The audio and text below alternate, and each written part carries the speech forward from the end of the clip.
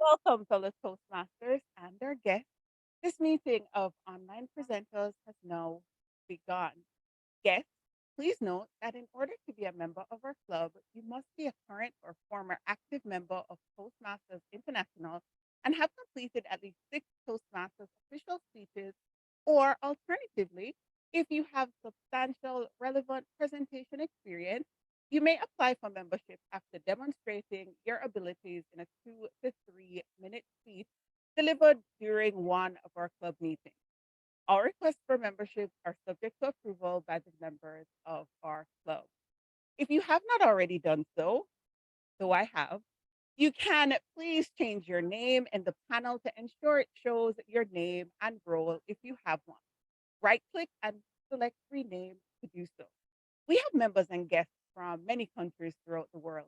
Thus, as a professional organization, we ask that you please be aware of language or word usage that may be considered offensive or otherwise insensitive due to cultural differences. Please note that we will be recording this meeting, as you heard. Your video and audio contribution may be used for club marketing purposes. Also, please mute your microphone when you're not speaking and remember to unmute when you are. Please welcome our club president. It's Graham, like the cracker, not Graham, our president, distinguished Toastmaster, Graham. Thank you, Madam Timer Sergeant at Arms. Anyway, thank you, Tony. Actually, strictly speaking, it is Graham rather than Graham, but Americans pronounce it Graham, so I'll accept whatever you take. It doesn't really matter. Welcome to this meeting of online presenters. My name, as you've just heard, is Graham, or Graham Cairns. I am the president of this club, and I have absolutely no idea why the club elected me to that position, because a bit like Jim, I'm still learning how this happens. Today, we're looking for an exciting meeting, and I'm genuinely pleased to see that we have a couple of guests here today, because guests are the lifeblood of any Toastmasters club. The other thing that is the lifeblood of a Toastmasters club is involvement by the members. And so I'm pleased to see that there are so many members here. I would like to see more members, obviously, but I understand that the nature of weekly meetings is that not everybody can get here at every meeting. But I know that everyone is going to be resolute today in not giving up no matter what happens, and they will have a fun meeting. A couple of quick things for the club. One is that if you haven't already paid your dues for the next 6 months, if you don't do it by this weekend, it'll cost you an extra $15. So pay your next 6 months before the weekend and save yourself $15. Better in your pocket than in Toastmasters. Well, I can say that because I'm not a district officer this year, so I can afford to say that.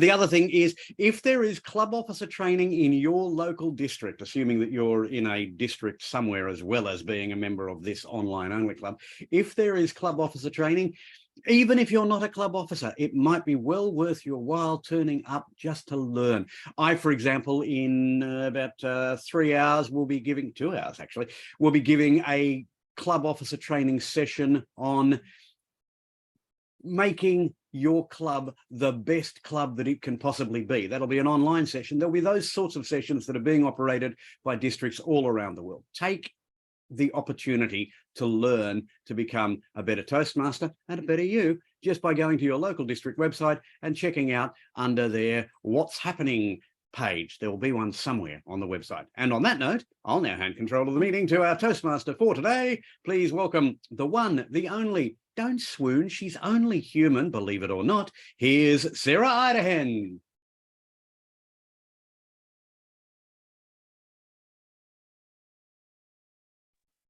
Good evening, Toastmasters, or afternoon or morning. We've heard a lot, and I'm your Toastmaster for the night, and our theme is never give up. Our word of the day is resolute. It's an adjective. It's marked by firm determination. An example, sentence example, they have resolute plans to become distinguished Toastmasters by year's end. Or she is a leader with a stern and resolute manner. So throughout the meeting tonight, please try to use the word resolute as many times as you can. As Toastmaster of the meeting, I will be the host of as we go through all of our parts of the meeting. And speaking of parts, we have 3 parts to our meeting tonight. We have the prepared speeches, we have 2 speeches, and then we have table topics, and then we'll have evaluations. And during the evaluations, we also will have a general evaluator, which will let us know how well we did during the meeting. For each segment, we have helpers, and we have people who have volunteered to be odd counters or topic masters or timers. So at this time, I'm going to call on our timer, which is Joni Laidlaw, and ask her to tell us about her role. Thank you, Madam Toastmaster of the day. As timer, it will be my job to be resolute in ensuring that we remain on time. I'll do so by changing my virtual background. For our 5 to 7 minute speeches, you will see the green card at 5 minutes, the yellow card at 6, and the red card at 7. For table topics, the green card will be displayed at 1 minute, yellow at 1 minute and 30 seconds, and red at 2 minutes. We also time our evaluators, and they'll be timed 2 minutes, 2:30, and 3 minutes. And I'll put it in the chat or give my report. Back to you, Madam Toastmaster. Thank you, Joni. So at this time, we have our grammarian. We ask our grammarian to please tell us your role for tonight. Do we have a grammarian? No. Okay, we have an all counter, Rosanna Rice. Please tell us what you will be doing in the meeting tonight. Well, I'm so glad that you asked, Toastmaster, because I was just about to put into the chat a confirmation on what I believe I'll counter to be. So when I was asked, I was thinking to myself that this was essentially tracking everybody's names and attendance. So how many people are in the meeting, but can you confirm my understanding of our counter, please? The R counter is to keep track of all the filler words that we may use as we speak. Well, then I was way off. Thank you. So, and long pauses that are going nowhere. So things like that. Okay. Excellent. Thank you. Thank you. We have a chat monitor and watcher who is Jim Barber. Please welcome Jim. Thank you, Madam Toastmaster. Let's see. First, I should say I am resolute. Just got that in. I am resolute in performing 2 different roles this evening. I can do this because I'm capable of doing 2 things at once. I am ambiguous. That's it. Okay. I am ambiguous. And so I'm going to be chat monitor and watcher. As the chat monitor, I'm going to be monitoring the chat. I'm basically going to be watching to see if there's anything of importance that our Toastmaster, Sarah, needs to know about. If so, I will let her know. It just gives her one less thing that she has to do. And then at the end of the meeting, I will summarize anything that was of great importance that the members might need to remember to go back and look at. As a watcher this evening, basically, I am a visual grammarian. I'm going to be watching how everybody appears on video. I'm going to be checking their background, their lighting, their framing, and that sort of thing. And that's what I am resolute in performing this evening, Madam Toastmaster. Thank you, Jim. And we know you will perform it in a resolute manner. I think that's all of our helpers that we have today. I just would like to say a few things about not giving up. We hear lots of times about don't give up, don't give up. But there are some times when you may want to give up. The first, I'll just give you 4 times when you may not want to give up. And that is never give up on learning and your personal growth. And that's why all of us here are in Toastmasters, because it's each day we learn more and more. And never give up on your dreams. Stay determined to take consistent steps towards your dreams. And never give up on building fruitful, strong, supportive relationships, whether they are with family, friends, or your partners. And lastly, don't give up on overcoming adversity. Bad things happen to good people. Sometimes we are just overwhelmed sometimes with bad things, but in those times, we want to cultivate that resilience. And we want to be resolute in our determination, to keep going forward. Now, when are the times that you may want to give up? Well, if you happen to be in an unhealthy relationship, that may be a time when you may want to think about moving on away from that. And then sometimes when your goals, you've been spending a lot of time on your goals and you haven't accomplished them, you may want to reassess, maybe go in a different direction, maybe do things a different way so that you can accomplish those goals. You may not do it the same way you started, but then you can still say, I completed that goal, but not in the way I thought. Another time you might want to give up if you find yourself continuously investing time and energy and resources into something that consistently yields negative results, or shows sign of no improvement. At that time, you may want to refocus and see how can you either use this situation to be more fruitful, or maybe you just may not need this situation at all. And then finally, if you are pushing yourself to the point of exhaustion because you don't want to give up, it may be you have to rethink your health, because if you're unhealthy, there's no way you can accomplish your goals. So you want to just reprioritize and stop pushing yourself so hard and restructure how you're going after things. So I think those are times when we can give up if we choose to, and there are times when we never want to give up. That little bird that you see there, a boss I had back in the late 80s put this on my desk one day, and he said, what do you think about that? And I thought, I don't know what I think about that. And then I got to thinking, I said, well, I guess the frog is saying, well, you may try to eat me, but I'm going to kill you while you're trying to eat me. So you can see that the frog's head was totally inside the bird's mouth, but his hands were resolutely around the bird's neck. So he wasn't going to go down. And so that's when we think about not giving up. So I'm excited about the meeting that we have for tonight. We have some wonderful speakers. And our first speaker is Andrew Byrne. He will be speaking for 5 to 7 minutes. And I don't know your topic, Andy. This is, I was going back over where I was, and I saw that I needed to do a icebreaker for leadership development. So I can do it for 5 to 7 or do a traditional 4 to 6 minutes. Okay. So do you want to do 4 to 6 or 5 Sure. to 7? 4 to 6? Okay. So Andrew is doing his icebreaker speech for leadership development, and it's a 4 to 6 minute speech. So please, let's welcome Andy Byrne. Thank you very much. It's my pleasure to be here today, and my pleasure to welcome fellow Toastmasters, dignitaries, and guests.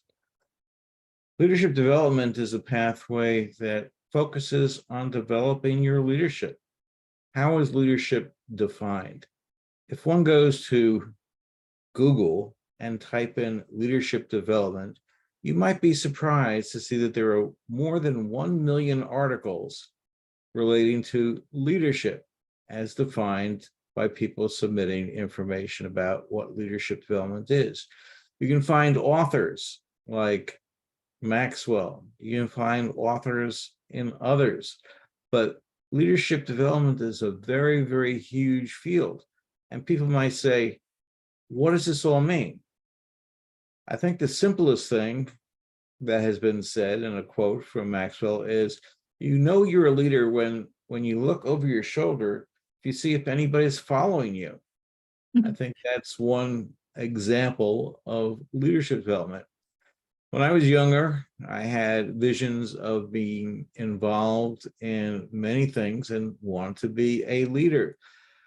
Didn't really know what that meant, but I said to myself in college, let me do some things that will help me develop my leadership skills.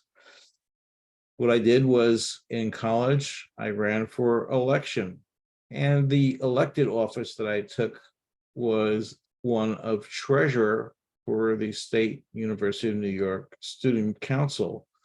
And what that meant is that I had a huge impact over the student activity funds. And those activity funds amounted to more than $250,000. That is important to think about because later on in the story, it becomes very, very important. When I asked others about what they thought of leadership development and who leaders were, this was a time when I was in college in the 68 to 72 timeframe, probably before many of you were born, not Jim Barber or David, but many others. And a lot of things were going on. The things that were going on was the Vietnam War in the United States and people doing protesting, a lot of things happening. When I took the position of leadership as the treasurer of the student council, being responsible for that much money, it was an important position. I wound up bringing on other people to help me out, and I had to deal with a lot of requests for funds and thinking about it. Later on in my term, we had a big crisis. And the crisis was that students wanted medical facilities on campus. Imagine you're on a campus of some 35,000 students. You had a lot of people coming by car, commuters. It was like a small city. And yet, what did they have for medical facilities? They had a student building with a retired dermatologist, and that was all that there was to take care of students that had problems. And again, I remind everybody that this was in the 68 to 72 time period where drugs and partying and car accidents and jumping off of buildings and lots of things were happening. And what do they have to look forward to? They had to look forward to a dermatologist at the student infirmary. It's one of those kinds of things that came up to the student government as a problem. And how do we solve that problem? Well, I had control over a whole bunch of funds. And what we did was we said, what if we created our own hospital structure? And what I mean by hospital structure, I was talking about emergency medical services. Remember, the traditional emergency medical services did not exist before 1973 in the United States. It took Vietnam and the experiences of people with triaging and casualty care to get that back to the United States. So we embraced that and we used student funds to buy ambulances so that we can take students to the two real hospitals that were within 30 minutes of where we were. One was a traditional VW bus for students that need to be transported for things like colds and just checking on other kinds of illness. But we also bought one of the first Horton modular ambulances that came off the assembly line, the ambulances that you're familiar with now. And what do we do with these things? Well, we had to create a core of individuals, an ambulance corps, and that came from leadership. We went to I was a member of the Pre-Med Society. We got all the people together and said, how would you like to be part of an ambulance corps? Looks great on your resume, and we could do service for the campus. People did that. They followed me in that endeavor. Red Cross helped us with that endeavor. And the benefits that I had later in life was stepping up for leadership and being able to have the satisfaction of doing that in other circumstances as well. Madam Toastmaster.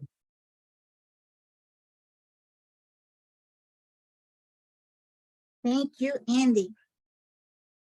Our next speaker is James A. Johnson. I was speaking to James earlier today, telling him about online presenters, and then he said, "Oh, send me the link and I'll visit tonight." So he came to visit, and lo and behold, he's giving a speech. He is speaking from Presentation Mastery Level 1, Evaluation and Feedback, speech number 2. And the title of his speech is Victory Starts in the Mind. Please welcome James. Well, thank you, Madam Toastmasters, and everybody here for being gracious enough to let me be a part of your meeting and share. When I started thinking about today's topic, our theme for the day is never give up, I thought about, well, victory starts in my mind. And I started thinking back in my career. I'm a military officer in the Army, and I was like, where did the resolute mindset come from, where you won't accept defeat and it's always victory? And I thought back in 2006 when I was a company commander and assigned to go to Baghdad, Iraq, and lead 174 people. How daunting a task that was, that we would go there and I had the task of bringing everybody back home. And I said, well, where did I get the mindset for the victory? I said, could have been back in 2004 when I was training in Germany, and at the time they said it was the coldest winter ever they had there. And I mean, we were out there in feet of snow, and I can't feel my feet no more, and we're just getting after it. And I said, was that it?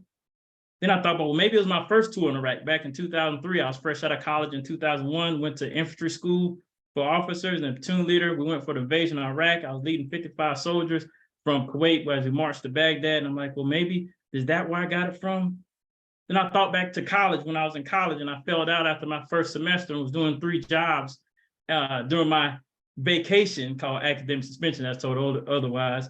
And I had to look in the mirror and say, do I want to do this for the rest of my life? Or I don't want to go back to college and try to make this happen. I said, was that the moment? Then I thought about, well, maybe it was back in high school when I was a senior in high school and I only weighed 100 pounds. And I was on the football team, and we were going through a very brutal losing season. I mean, we ended up being 0-10. And so everybody was quitting left and right because it was so embarrassing. And I was staying on team because I said I joined, and I just can't quit. I say, did that do it? But then I thought back, I said, where did I get to be resolute, my mindset for victory? And I thought it was back when I was a little boy. And my mom, my 2 sisters, we were going through a tough time. And because I was with a single parent household. And my mom was frustrated, and she was at the point of tears, and she said that she wanted to give up. And I was like, well, Mom, what does that mean to give up? And she says, I don't, it means you don't, you just keep going. And so from that moment, I got the confidence to stay on the high school football team when everybody was laughing at us, and say, I'm gonna stay with it to the end. I got the commitment in college to say, okay, it may not have worked out for me the first time, but if I stay after it, if I try, if I put forth the effort, that I can do it. Not only I got my associates, I got my bachelor's, and I got my MBA. And then I got the boldness to go to Iraq in 2003 before we deployed over the line, I saw these boxes, and I opened the boxes and it had a whole bunch of body bags. And they were saying some of us may not come back, and they want us to write letters to our family to say what we will say if we don't come back. Well, I looked at me and my team in my eyes and said, we ain't writing no letters. Whatever we got to say, we're going to say when we get back. And all of us came back. Now I think back, well, maybe it was a training in Germany where it was so cold I couldn't feel my feet anymore. They were just like bricks. And we out there and we still got to train. We still got to run. We still got to go. And it gave me the tenacity to stay with it. And that all boiled up to in 2006 for me to be resolute, for me to lead my team of 174 to go into Baghdad and run combat missions, being in the infantry and do all the things we do, knowing that I had families depending on me to bring their loved ones back home of 174. And yes, all of us made it back home. And so I come to realize that victory really starts in your mind. It's your mindset, that when you run into challenges and things in your mind, it's always seemed like, can I do it or can I not? It seemed like you have so many things trying to tell you what's wrong or what's not right or how you couldn't do it, that you have to be resolute in the fact to say, you know what, somebody got to do it. It might as well be me. And so I found out in order to never give up, that victory must first start in your mind. Back over to you, Madam Toastmaster.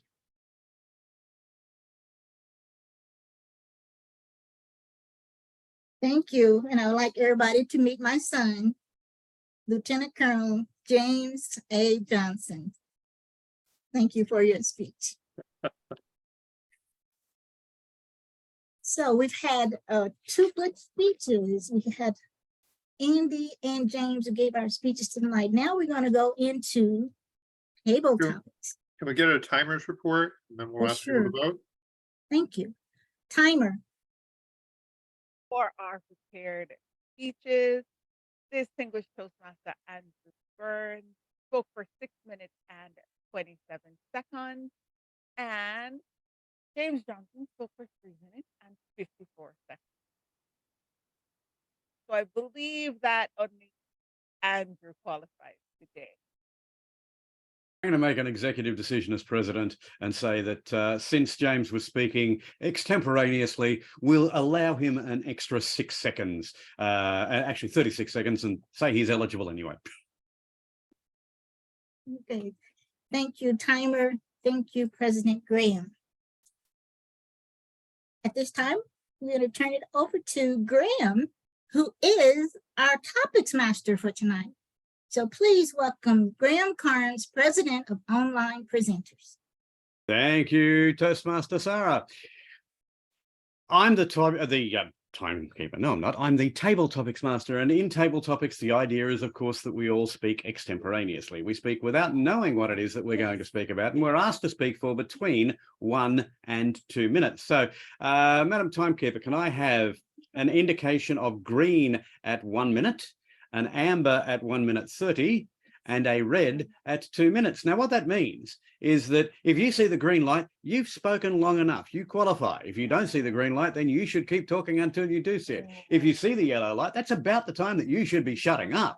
And if you see the red, well, you've run out of time. Now, we will give you 30 seconds of grace at the end of that.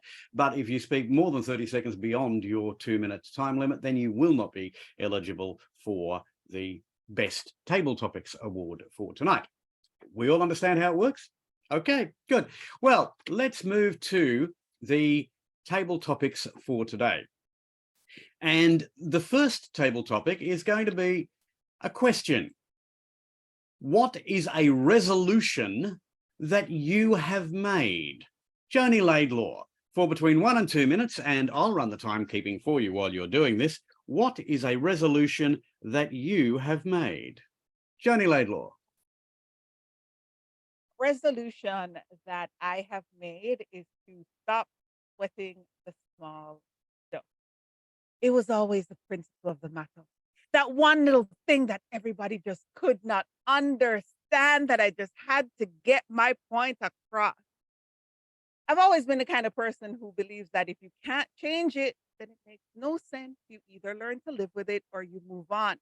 But the small stuff, I could never be resolute enough in my decision to stop sweating the small stuff. So that's what I decided to do. I decided that in the same way I look at life, that if you can't change the big things, sweating the small stuff will just end up running up your blood pressure and lead you to an untimely existence of spending a lot of time going, why? And all that time can actually be put to something more productive. Personally, not sweating the small stuff and looking at the bigger picture means that you can be a lot less hard on yourself. Getting by, getting through, being able to have done it, even if you do have to go back and tweak it a bit, is better than permanent procrastination for fear of not being perfect. My resolution, we no longer sweat the small stuff. Back to you, our table topics now. Thank you, Madam Timekeeper. I'll let you know your time was 1 minute and 38 seconds, so you can jot that down for your records as well. Moving on now to our second table topic for today. Sarah, tell us when you have resolved a problem. So a circumstance where you have resolved a problem. Thank you, Topics Master Graham. A time when I resolved a problem. I think it was the time that I decided to get a divorce. I resolved that problem. And it was a difficult decision because my children were so young, but in the long run, it has worked out very well for me. Now, I don't advocate divorce at all, but I think in some circumstances, it can be a mind saver. When we go through various things in life, they can either make us fall away or fall down, or they can make us stronger. And I do believe that that made me a stronger person. It made me to see life in a lot of different ways. Sometimes you're up, sometimes you're down. And also, it made me be empathetic for other people. Sometimes you can look on the outside and you can say, why do they put up with that? Why do they do that? Or why can't they do better than what they're doing? But when you have gone through things yourself, you can say, well, it can happen to anybody, and anybody can be in that situation. So I have empathy and I have support, for those. So that was a time that I went through that, and it came out good on the other side. Thank you, Table Topics Master. Thank you, Toastmaster Sarah. Thanks for that. You know how you're always told when you're given an evaluation of being the table topics master that you should always make your table topics nice and simple. You don't make them really big and complicated. Well, I'm going to change that just for this one. HMS Resolute was a ship which sailed into the Arctic and got caught in the ice and got crushed. Eventually, the Resolute was recovered and given back to Queen Victoria. Wood from that ship was used in multiple ways, one of them being the Resolute desk, which is the desk that the last 5 presidents of the United States have sat in the Oval Office. You know that big desk? That's known as the Resolute desk because it's made from HMS Resolute. It's also known as the Hayes desk, but that's not the point. When have you repurposed something and made something completely new out of it? David Carr, the Resolute desk, when have you repurposed something and made something new out of it? Well, I definitely don't have a Resolute desk hanging out here. This is more of a makeshift desk in a cluttered office. Repurpose something. I think I do a lot of that in the software area. So this whole website setup that I've been trying to popularize over the past several years for Toastmasters clubs was originally created for a political candidate who wanted to have a big red, white, and blue button on the homepage of his website that would say, RSVP now, register for my event, and be sure to bring a check. He didn't actually say, be sure to bring a check on the website, but it was fairly strongly implied. And so, but in the process, I just learned a lot of stuff about scheduling things. And over the past couple of years, I've learned a lot more. And actually, some of the stuff that I do in the website context, I've taken into my day job. These days, I'm working for a company called SimilarWeb that provides comparative web data so that you can see how you're doing versus the competition. And a lot of that data, in order to fulfill requests from journalists, they'll want data on several dozen websites or mobile apps. And I've figured out automated ways of pulling that in a hurry so I can get back to that journalist very quickly with an answer, because journalists are impatient and they are lazy. And I'm actually kind of lazy too. So if I can do it automatically and get them back an answer that makes them happy and do it quickly, we're more likely to be cited in the media, and that helps keep the bosses happy, helps keep me employed. So I've repurposed things on several different dimensions, Mr. Topics Master. Thank you, David. As a journalist for 40 years, I have to tell you, yes, we are lazy, and yes, we are impatient. And yes, we always look for somebody giving us a quick answer because we've got deadlines. Moving on from Resolute to the theme for the meeting. When would you never give up? Jim Barber, when would you never give up? When would I never give up? You caught me off guard because I was back on your previous statement that journalists are lazy and impatient. But you see, I never realized that my wife was a journalist, and now I, discover something new all the time. Anyway, when was something that I never gave up on? Was that the question? Is that That'll close do. enough? Table topic. You can do what you like. All righty, well, I will assume that that was the question. Something that I never gave up on it. I guess the most recent example would be this particular table topics question, because I don't even remember at this particular point what exactly the question was, but it would be easy to simply give up and say, I don't know what the question was. I don't know what my answer is, but I've got too much pride to say that, to admit that. So I'm going to plow forward and make the assumption that if that wasn't the question, at least my answer is going to be somewhere in the vague general target area of what you were looking for. So I've given up. Basically, that's the motto of my life is, don't be kind of like the great philosopher W.C. Fields once said, if at first you don't succeed, try again, then give up. There's no point in being a damn fool about it. I've based my life on that idea. Give up. Try things as long as you think there's a possibility, but at some point, it's just the smart thing to do is to simply give up. That's the story of my life, and that's what I'm doing with this table topics, because at this particular point, I give up. Mr. Topics Master. Thank you, Jim.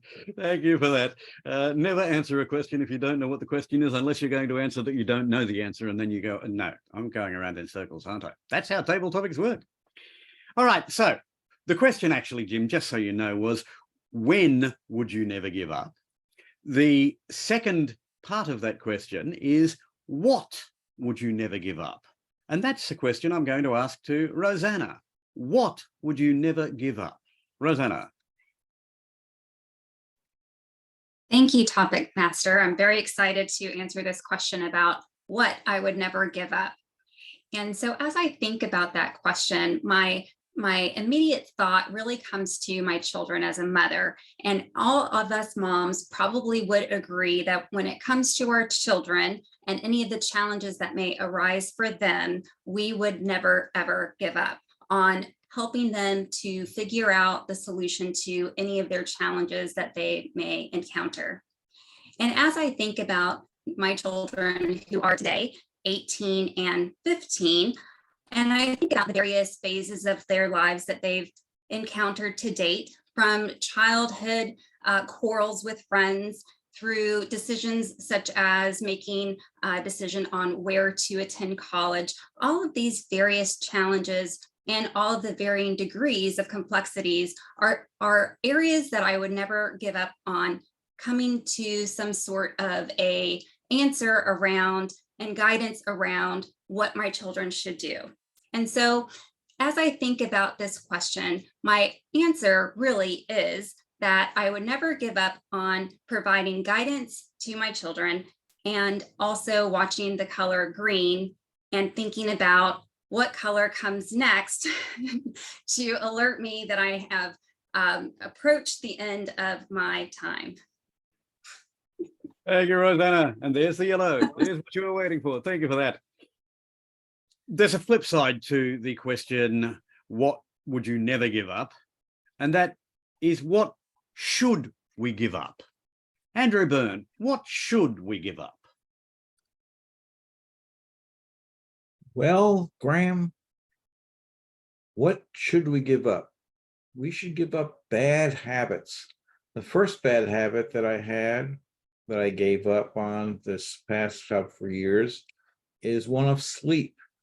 I always thought that you can burn the candle on both ends. And there were times that I was going days and days and days with 4 hours or less of sleep.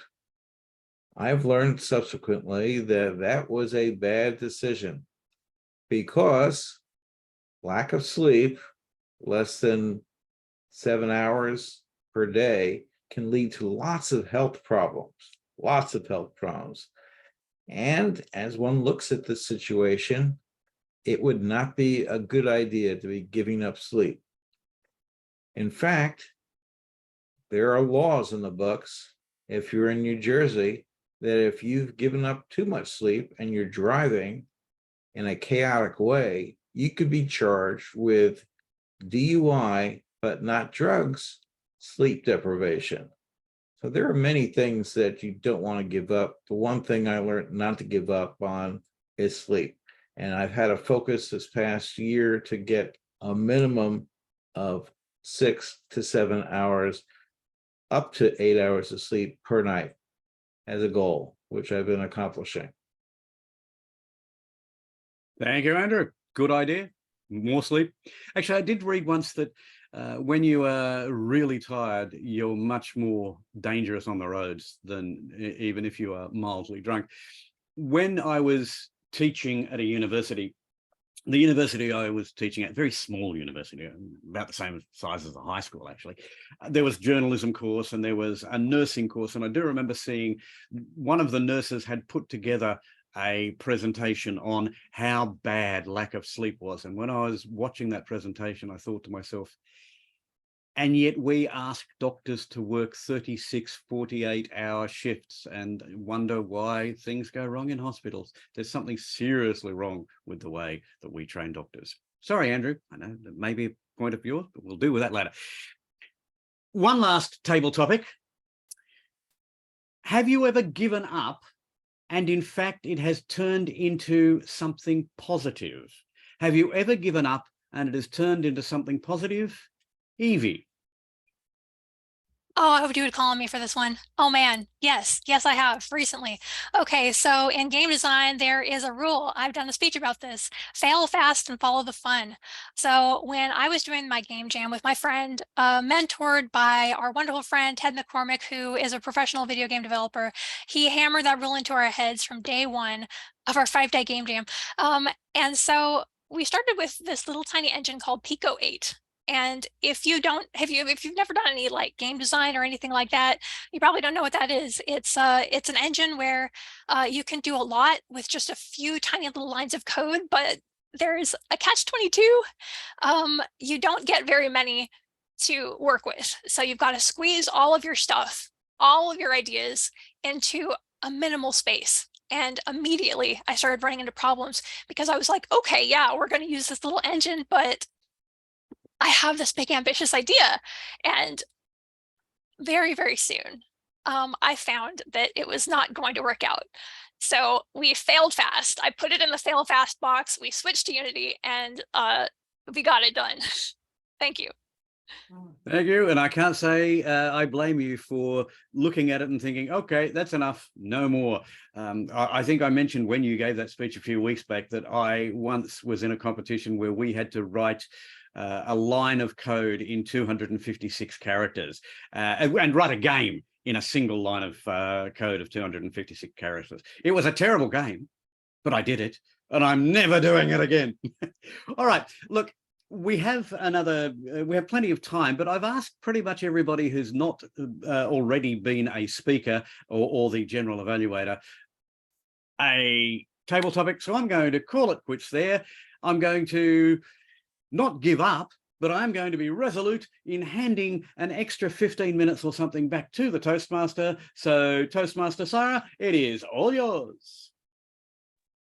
Thank you, Table Topics Master Graham. And what a wonderful table topic session that was. So we finished 2 parts of our meeting tonight. We've done our prepared speeches, we've done our table topics. So next up is evaluations. And to lead us in that section will be our general evaluator, Kritika Devi Venkataran. Excuse me for butchering your name. Kritika Devi Venkataran. Please welcome Kritika as the general evaluator. Fellow Toastmasters, online presenters. Good morning from India. So I just want to rephrase my word again. It's Kritika Devi Venkataram. You can call me Kritika. That's quite easy for everybody to pronounce. It's Kritika. Kritika. KRU would be much more better to pronounce. So, as a general evaluator, I'll be The purpose of me is to evaluate everything that happens during the meeting. I will make a note of each participant's doing and not doing, as well as the delivery organization, the enthusiasm that they present during the meeting, and I'll submit my report by the end of the meeting. So first, to start with the general evaluation, let's have a quick check on the timer report. Could we have the timing report of all the table topics that has happened? Okay, I think it's already there on the chat, but could we have a quick round of mentioning of it? So Yoni has taken 1.38, Sarah 1.27, David 2.13, Jim 1.46, Rosanna 1.31, Andrew 1.29, and Evie at 1.13. Which means like everyone is eligible except David. If there is an exception, please do mention about it. No, David's still eligible. He has a 30-second grace period after the 2 minutes, so he's eligible as well. Okay, great. So we have the voting polls to be open. Please vote for the best table topic speaker. Meanwhile, I will just have to resolute myself not to give up in getting my things done. During this time, I see my battery to be running around 11%, and I just give a quick 5 to 10 seconds of my time to get my battery, to get my charger, and I would request all of you to just vote me one. It's James' fault. His battery went flat on his phone, and now it's gone to Kritika. So yes, I have to say, flat batteries are contagious. They It's really contagious. are. So yes, we'll blame James. Yes, why not? Okay, I'm just back. Sorry about it. So the topic for today is never give up and being resolute. I just remember about Emilia. I just remember about Emilia, who is one of the first pilot to cross Atlantic. It wasn't that easy for anybody to do that. She has done it, and this is on this. It was because of the fact many other women who have participated and who have made history, and because of which we women are still moving forward with a lot of laurels, and we never give up in our life. As a general evaluator, though I don't have to mention a lot of things, I just have a quick note of few happenings that needs to be, which I wanted to provide as a report.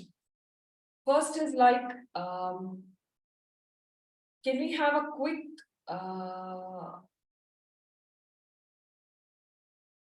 Are we going to do the evaluations first, or? Yeah. Can we have a quick round of evaluation for our speakers? The first speaker for today is Andrew Byrne, and the evaluator is Evie Hartman. Can I call upon the evaluator? It's actually switched. Evaluator. I think, let's see. Okay. I think David is evaluating. Yeah, I'm evaluating Andy. And Evie will be evaluating James. So the first, sorry about that. The first speaker, Andrew Byrne, will be evaluated by our evaluator, David F. Carr. I would call upon David for the first evaluation. All right. Well, fellow Toastmasters, welcome guests, and it's good to have guests here, and especially Andy. Andy, my understanding is that actually you were surprised when you were reminded that you had this speech tonight. So this wound up being sort of an impromptu speech. Giving an icebreaker as an impromptu speech is probably a pretty good thing because you know the subject matter. And so even with it being an impromptu speech, you had a structure to it because you've told this story many times over the years. It's a deep part of your history. And you had some points of interest baked into it, talking about the context of the 60s and the overdoses and people getting high and jumping off of buildings, which I think is good for adding color to the story. One of the benefits probably of doing an impromptu speech is that you weren't tempted to do a slideshow. and then hide behind your slideshow. So it was you talking to the camera. However, in this online medium, we want to create some sort of visual interest. So if we're not going to do it with slides and visual effects, we want to do it with our body, with our hands, with something that we do to create interest. Now, if it's a strong enough story and you tell it well enough, some of that stuff might blend into the background, and people may not necessarily feel any shortchange from not having visual razzle dazzle. But you spoke at a fairly kind of a measured pace. There wasn't a lot of vocal variety going on, and at the same time, there wasn't a lot of visual variety going on. So you're speaking to us, looking at us with not perfect eye contact, but I've definitely seen worse. But playing great background, and I'm in a ratty t-shirt with using the blurred background effect, so I can't talk, but I wasn't a speaker tonight either. So think of ways, if you were doing this story again, are there things that you could do to bring more drama into it? Could you talk about dealing with the overdose cases in those early years? Could you talk about the financial stress? And this was a speech that was supposed to focus on the leadership aspects of how you achieved what you did as a student, creating an entire ambulance company. That is an inherently dramatic story, but what are ways that you could have brought out the drama and talk about how important this was for the student community and maybe for the broader community as well? So I think there are opportunities for you to improve it, but it was a good speech, and it was good to see you doing it without slides and just talking to the camera. General Evaluator. Thank you, David Carr. Next, we will have the second speech of our guest, James, to be evaluated by our evaluator, E.B. Hartman. Can I call upon E.B. for the evaluation, please? Absolutely. Thank you, Madam General Evaluator, fellow Toastmasters, our guests, and James. Thank you so much for being here tonight, and thank you so much for stepping fearlessly and resolutely up to the plate and delivering a speech. Tonight, I'm going to evaluate you with the good, better, best method. It's one of my favorite methods to evaluate with. In the good section, I'll point out the high points of things I liked about your speech. In the better section, I'll mention a thing or two you might be inspired to practice for your future speeches. And in the best section, I will talk about what I thought really wrapped it up and made it amazing. All right, so for the good section, you immediately captured our attention and you didn't let go.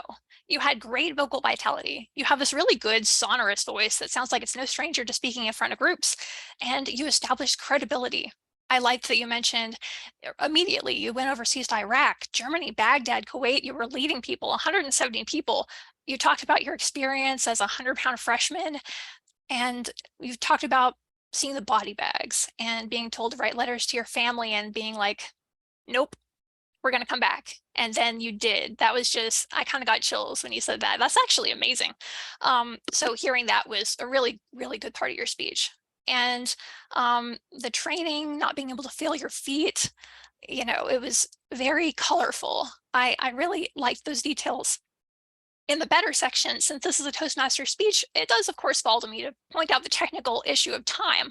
Of course, there's a couple of mitigating factors. First, you're a guest who did this off the cuff, which makes you amazing. So also in Toastmasters, our arbitrary time limits are not to say that it's always better to make your stories longer just to fill an arbitrary amount of time. After all, conciseness can often add strength and even memorability to anything you speak, but it is a valuable skill to be able to do that. So I would encourage you to, for your next speech, either here, I hope, or of any kind, to practice that specific skill, the best. Oh my goodness, your structure and your flow. That was the best. I love this because you did it well, and when people do it well, your speech feels subtle and conversational, yet retains the listener's attention. You started with victory must start in your mind, and you asked a question early on. How did I get to be so resolute? you dip into a relevant story and then step back to ask, was that the moment? And then you dive into another story and then you resurface with, did that do it? And then you brought everything full circle. And, with the victory must start in your mind. And you made it look effortless. And did I mention you did this off the cuff? You did great, man. As I mentioned, you seem like you're no stranger to speaking in front of an audience, and I valued the opportunity tonight to be in your audience and hear your story. I think I speak for all of us here when I say I hope to hear lots more of them. Thank you so much, Madam General Evaluator. Thank you, Evaluator Rudy. So, today, as we don't have a dedicated grammarian for this session, I will call upon our accountant, Rosanna. Meanwhile, I would like to get the timing report, and yes, I think we need to also vote for the evaluator. The timing report says like David has taken 3:30 and Evie has taken 2:48. I believe David is also eligible to get the OT, and please vote for the best evaluator. I would like to call upon our accountant for the day, accountant Rosanna. Could you give us a detailed report of your accounting? Yes. During Andrew's speech, I did not hear any us. I did hear well, and I wasn't sure if that was something that we counted. Is it more just so's and us and not wells if it's used to sort of extend time? Can I have a clarification on that? Okay, I see a thumbs up. And that is all I heard from Andrew. Great speech. From James, I did hear to us. And am I also going through the table topics? Okay. And so for David, I did hear 3 so's and 2 us. For Jim, I heard 2 us and 2 so's. Andrew, once again, I did not hear any us. Evie, I heard 2 us. Back over to you, Madam General Evaluator. Thank you, Toastmaster Rosanna, for giving us the report about the number of are being mentioned, the crutch words which is being mentioned during the course of our proceeding. Right now, I would like to call upon our chat monitor as well as the watcher who has taken an ambiguous role. Toastmaster Jim Barber. Well, yes, thank you, Krithika. I'm sorry, is it Krithika? Did I get it right? Yes, you got it right. Oh, outstanding. That's not easy for me, so I get credit for that. All right, Krithika, thank you. Let's see, as the chat monitor this evening, that was pretty straightforward. We were using the chat, but there wasn't anything particularly notable on there. However, I would point out that it's very easy to save the chat. You're wasting a few electrons, but that's about it. Simply go down to the 3 dots, click on that, click to save chat, and if there happens to be anything of importance there, it's very easy to refer back to it. I would recommend that everybody save the chat just on general principles. As far as the watcher goes, everybody was great, which is what I expect from a club of this caliber. The use of the visual frame was excellent. The lighting was very good.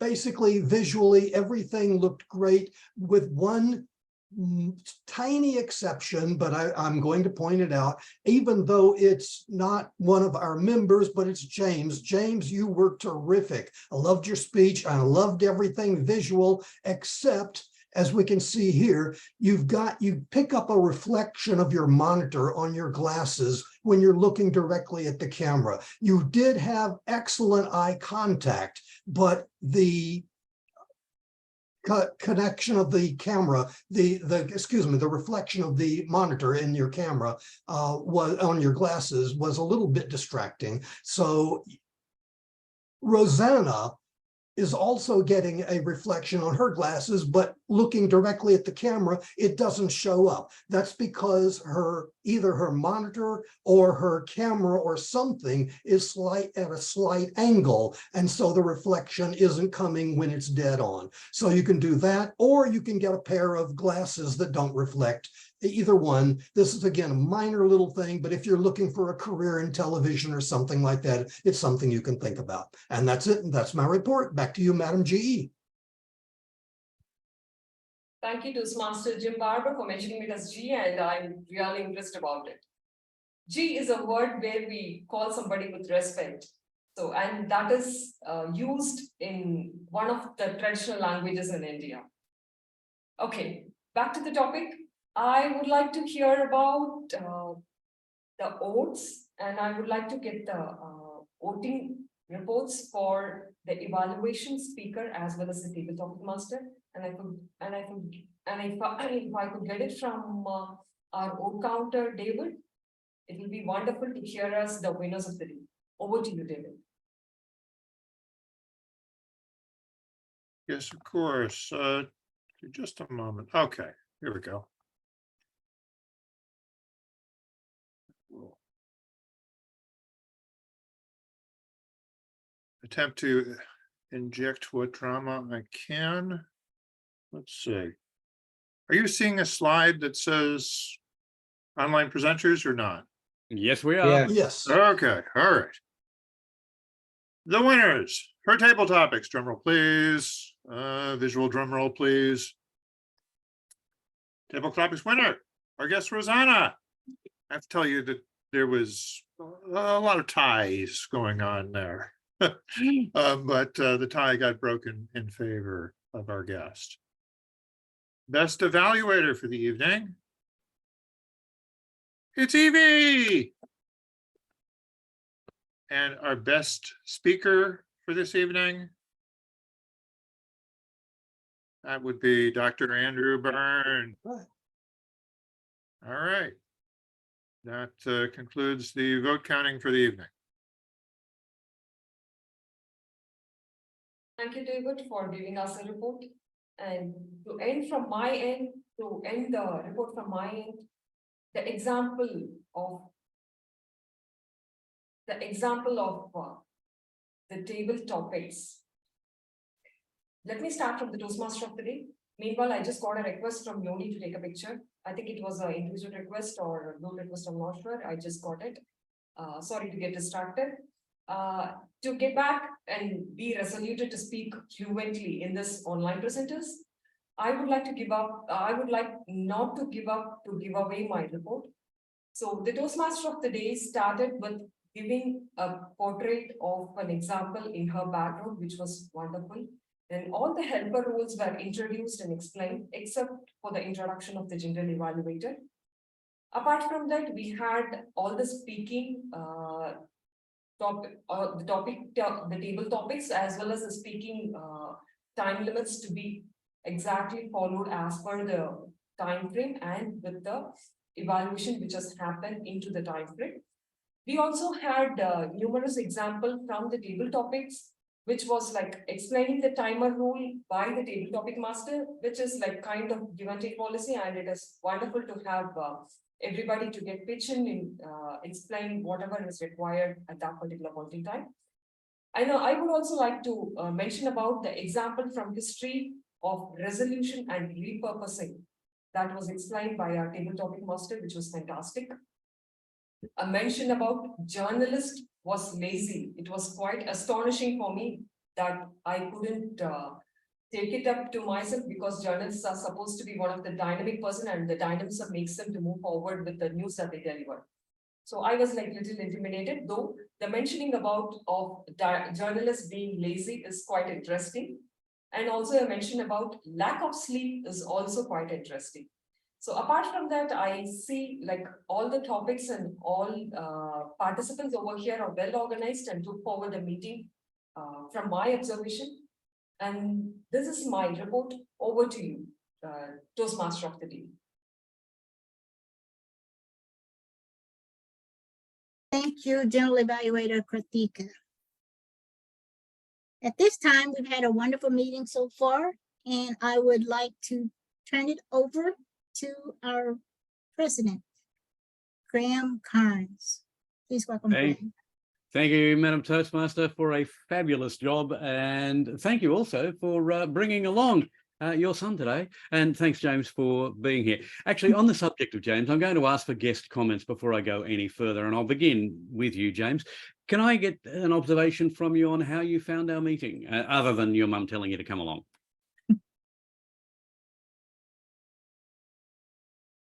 Yeah, I tell you what, Graham, thanks for giving me the opportunity. I really enjoyed it. It was different, format, and I'm in Image Masters as well. And so I never saw in the chat have the voting like that before. So that was a new aspect of it. And just overall flow, seeing everybody seems to be happy and well spirited here. So I mean, I enjoyed it. I don't mind coming back. So I had fun, and I appreciate y'all letting me be here. And Mom did not tell me to come. She just said she was doing that. I said, well, I'll show up to support.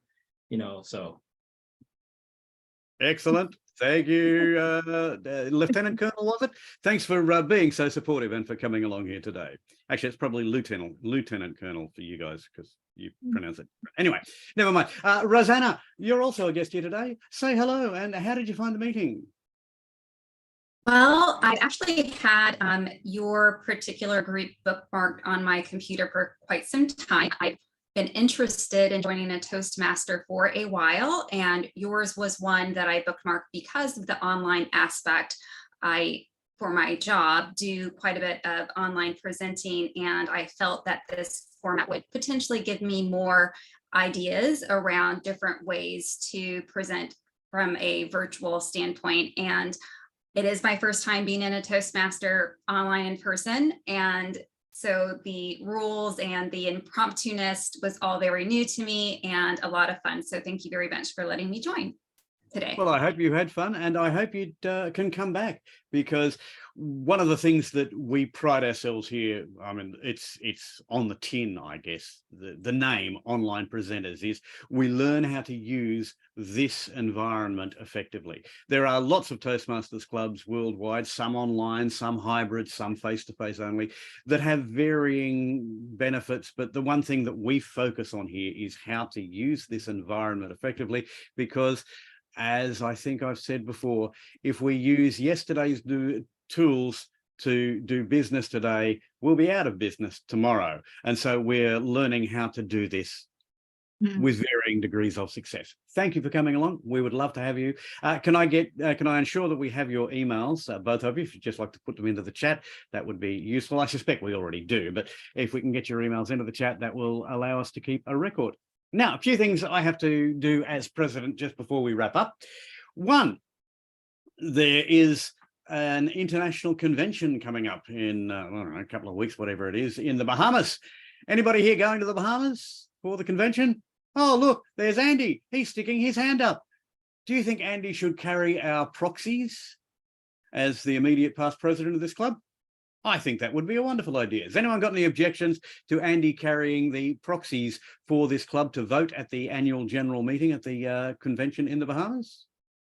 There being no objections, I will go in and sign the proxies over to you, Andrew, and you can carry them on this club's behalf. I will be there at that AGM, but I will be here in my room doing it virtually. If you're going to be there, you should carry the proxy. So congratulations, Andrew, for being the club's proxy carrier.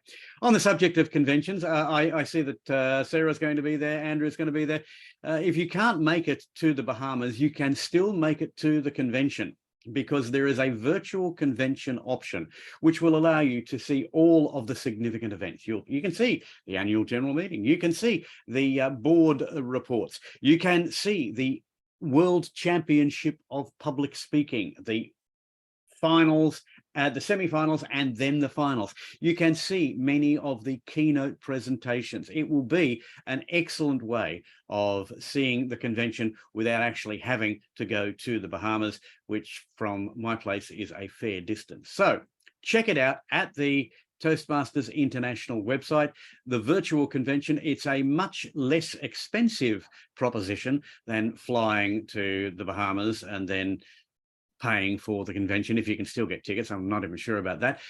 But the best part is that you can keep these things for some time. I'm not sure how long they stay alive for the links, but check it out.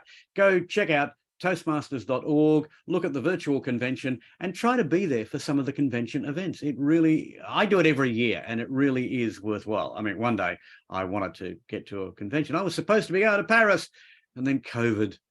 Yeah, boo, sucks. Anyway, so that's that. I mentioned earlier, club officer training.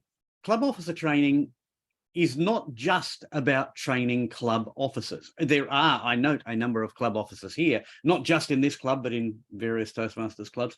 And it's always valuable to get officer training so you know how to do your job more easily.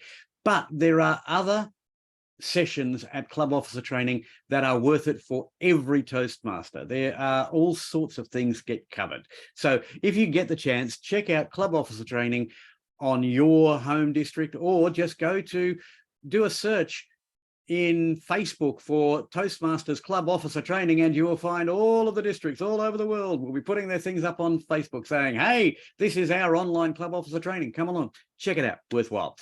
One other thing, one last reminder, if you want to save yourself $15, pay your semi-annual fees for next year early. That is, by this weekend, you will save $15. It'll go up to $60 from the 1st of August. If you pay it before the 1st of August, by the 31st of July, then you only pay $45 for the next 6 months, which I think is a good thing, because that's $15. $15 would buy you, well, an awful lot of beers or wines or whatever, or soft drinks if you're not a beer or wine drinker. Whatever, do it.